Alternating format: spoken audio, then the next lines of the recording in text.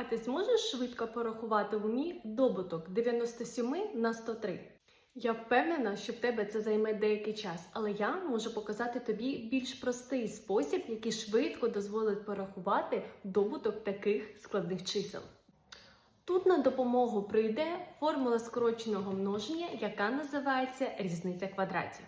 Тобто а квадрат мінус б квадрат, який можна розписати як а мінус б помножити на а плюс б. Візьмемо за число а 100, за число б 3. Отже, порахуємо, згідно формули скороченого множення, це буде 100 в квадраті мінус 3 в квадраті. 100 в квадраті – це 10 тисяч, мінус 3 в квадраті – це 9. Отже, рахуємо 10 тисяч мінус 9.